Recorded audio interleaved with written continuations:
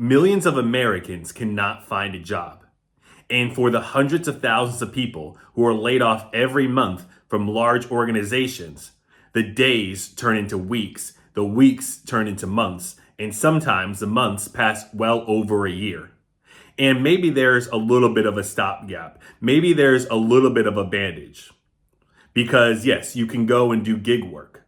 You can do Uber Eats, you can do DoorDash, and yes, you will have some income coming in. But after you take away the price of gas and after you account for the wear and tear on your vehicle, how much profit have you really made? And yes, you could do a part-time job. Maybe there are plenty of part-time jobs available. Maybe if you're open to moving your family and being away from your friends and your loved ones, you can find a city somewhere in your state or maybe in the next state over that has an opening at McDonald's, that has an opening at a warehouse, that has an opening at some kind of overnight graveyard shift stocking shelves.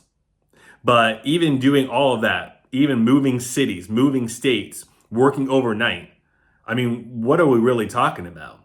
How much money are you really going to make?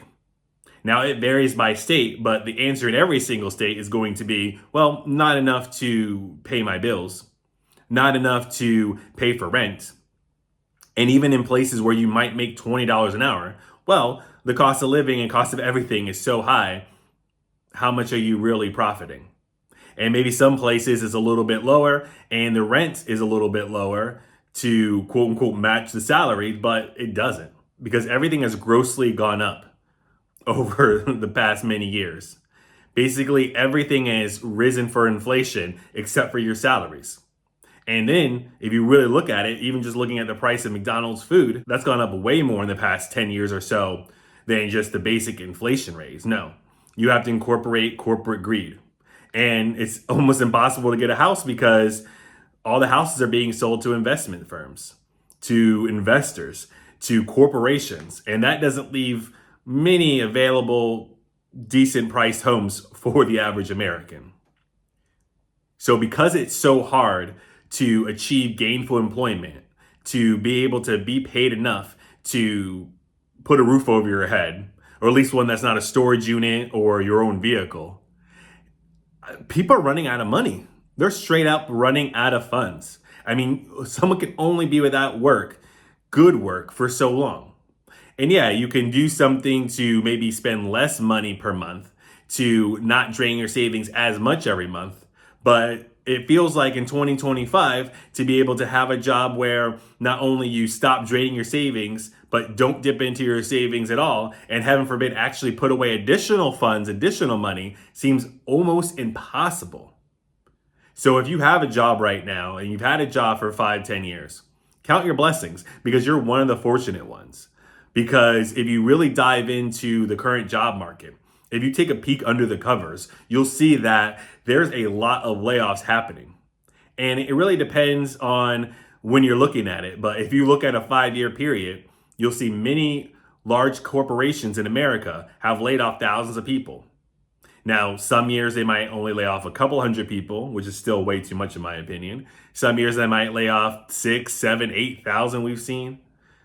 But over the span of a few years, almost all these major companies have laid off thousands of people.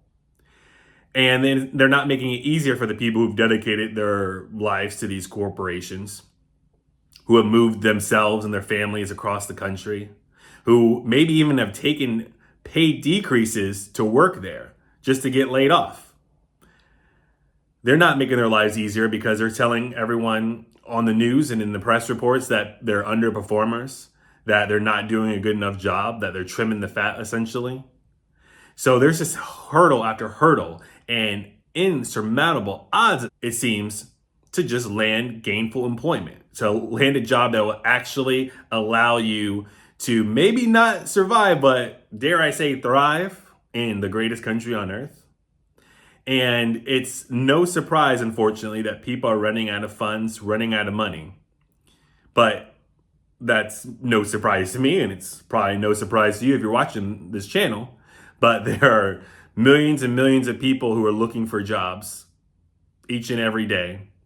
But unfortunately, that pales in comparison to the millions more people who don't even think we have a problem. They think there's nothing wrong. Because even 4% unemployment is still millions of people. But that doesn't even paint the story. So millions of people being out of work seems like a lot, but we don't even know the true real number. But let's see what people have to say on the internet, and let's dive into their stories for today. We start off with Crystal, who says, I'm out of funds.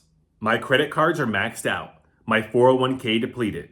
I'm staring down the very real possibility of homelessness. This isn't easy to share, but I've learned that silence doesn't create solutions. I've exhausted every safety net I had, personally and financially. I've been applying, networking, learning, and pushing forward every single day. But the truth is, things are critical now. If you know of any remote work, freelance gigs, or full-time opportunities, especially in project, program, or product management, I'm ready to give everything I've got. I'm not giving up. I just need a break, a chance, a connection. Please like, share, or DM if you can help. For others asking, my Cash App is thank you. #job search. The first part of that post says that I'm out of funds. And I imagine when she's saying funds, she means her cash reserves.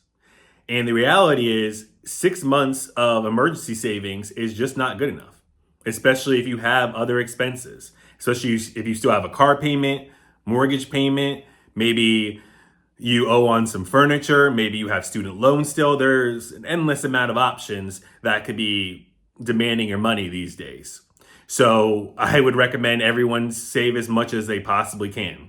Have as much of an emergency fund as possible, because in an emergency situation where you lose your job, and even if you gain a new job, again, I know of at least a handful of people who have been laid off multiple times in the past 2 years. So you might think everything's good. Maybe I can dip into that emergency fund again. No, you just don't know when it's going to be safe to get back into the water. So make sure you have as much as possible. Like I said, I know it's hard to put away any money in this economy with these jobs. But if you are blessed and fortunate enough to see this video and you do have employment and you do make enough that if you tried, you could put away some money each and every month, try your very best to do that, because I think that is a great strategy, because people are looking for brand new jobs for well over 6 months. So even a 6-month emergency fund, which I don't think many people even have, that still might not be good enough. My credit cards are maxed out. Now, we don't know how much that she has in credit cards, but I really hope it's not something with a huge annual percentage rate. I don't know what the lowest you could possibly get are, but like some of these credit cards have 25, 30, 35% interest rate. So not only are you out of money, not only are you broke, but you're less than broke. I'd rather have $200 in the bank, right, and no debt than have your credit cards maxed out at who knows what the percentage rate that you owe on those credit cards is. My 401k depleted. Now, I don't know how everyone approaches it, but I've always heard that that is like the last thing that you touch is your 401k, because you can't always easily put everything back into your retirement funds. And if you withdraw from a certain type of retirement fund, you also are going to have to pay a penalty for withdrawing that early. And Crystal doesn't look like she's in a position to withdraw her 401k funds. Like, she doesn't look like she's at that age yet. So out of money, out of cash, credit cards maxed out. Who knows what the interest rate is? And your 401k has been depleted. I mean, these are absolute dire straits. So you could say, hey, how could someone end up homeless? Well, if you don't have any cash, you don't have any credit left, and your last gasp safety net, your 401k, has been depleted, what else are you supposed to do if you can't find new work? And even if you can find work, like I said, if it's paying $12, $13 an hour, is that going to keep you off the streets? Because I think there's people who are in homeless camps, who live in tents, who still have some kind of job, but it's not enough to pay the bills. It's not enough to get you out of that situation of homelessness. And then in the third paragraph, she says that she's open to remote work, freelance gigs, or full-time opportunities. Now, I hope it's remote work or freelance gigs or full-time opportunities, because someone like this, I don't know her situation. I don't know if she has kids. I don't know what the deal is, but unfortunately, here in 2025, remote work is all but dead. So you can't be looking for just remote work, remote freelance, or remote full-time opportunities. I don't see certain states that she's open to moving to or like the city that she's in, but if you're not looking for full-time in office jobs, I think that you're leaving a lot of money on the table, especially if things are this tough. Now, if you still have emergency savings, if you still have your retirement funds, if you have no credit card debt, yeah, you could probably wait out a little bit more. But if you're in the situation that Crystal's in, you can't worry about remote work. The best you could possibly hope for is a hybrid opportunity, but even then, you can't just rely on that. So if it's 100% in office, you just have to hope that you make enough money to cover childcare or whatever your out of work responsibilities are, because you can't just rely on remote work. You can't do remote work or nothing these days. Those days are gone. I love remote work. I wish it was different, but it's not. So we have to adapt to the system and the way of the current world. But it seems like Crystal has a lot of different things that she could do, from project management, program management, product management. So maybe it's just the remote work that's keeping her back, because every company should be doing some kind of projects.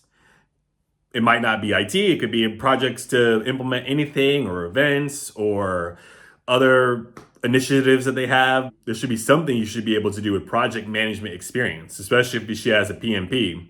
Or every company has some kind of product, whether it's a website, an application, just something that they're doing to increase their brand, their marketing. There should be something you could do with all of those skills. So I don't know if it's just the remote work that's holding her back, but we're talking about desperate times. People are out here giving their Cash App information on LinkedIn. Did you ever think you'd see that day where people are straight up begging for money on LinkedIn? That's where we are. That's what we've come to. So, Crystal, I hope you're not just doing remote work. I hope you're open to any opportunity in any city, in any state that pays you a living wage, because that's what you're going to have to do. Next, Emily says, had my first scheduled interview yesterday since being unemployed, and I was excited. I prepared, my husband took off of work to watch our little one, and I was ready to bring my best. But the recruiter never showed up. No email, no call, no follow-up, and this was a staffing agency. I get that people are busy, things happen. But when someone is unemployed and trying to rebuild their confidence and momentum, a no-show interview without any acknowledgement hits harder than it might seem. To those in recruiting and rehiring, even a quick email to reschedule can make all the difference. We're human, we're trying, and we deserve the same respect we offer you. To anyone else navigating the job search right now, keep going. You're not alone. God really slapped me in the face with a big nope. This just wasn't the right opportunity. Hashtag job search. I'm surprised we didn't get the obligatory I see you. Those are usually how these kind of LinkedIn posts end. But I would like to hear more about this experience. Did you meet with someone in person? Like, were you supposed to meet with a recruiter at Starbucks or something of that nature? Or were you just going to do a video or telephone interview? And I don't understand why an interview or a chat with a recruiter at a staffing agency would require all of those things to be moved around, because every time I've talked to a staffing agency, they can talk to you before work, they could talk to you after work, they could talk to you at lunch. And if it's just a phone call, is it a real interview with someone? Because you could probably even do that on like a 15-minute break. I don't know why your husband would have to take off of work and watch your child. I don't know why you'd have to go through all that. But the recruiter never showed up.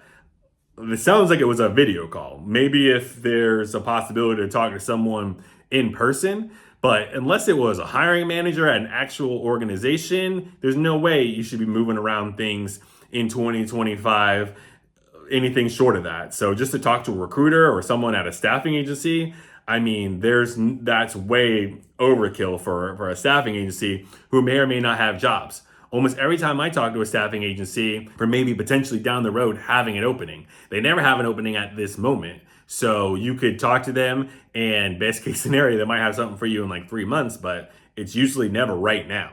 Because if they're gathering information for an opportunity that came across their desk, it's probably already too late. By the time they talk to you and get all your information in the system, someone else would have already placed that role, especially since many of these staffing agencies all seem to have the same roles. if there is one available, if you pay attention to your email inbox, you're going to get 3 or 4 emails from different staffing companies about the same job. So there's no exclusivity when it comes to staffing agencies having these roles from what I'm seeing. So please don't be out there only accepting remote work, remote opportunities.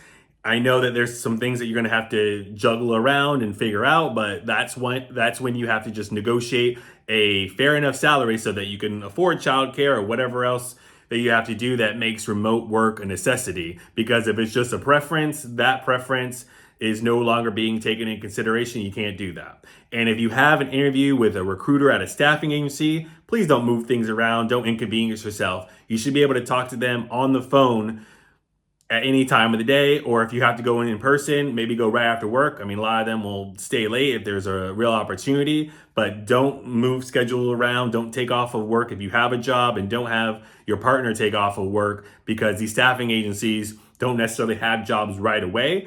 And don't set yourself back, or don't pull that card, play that card of taking the day off or taking a PTO day for yourself or your partner for just a staffing agency, because that's not going to be a valuable use of your time. But let me know what you think of these stories down in the comments below. And if you have a few more minutes, YouTube thinks you'll find a lot of value in the video on the screen right now. Talk to you later.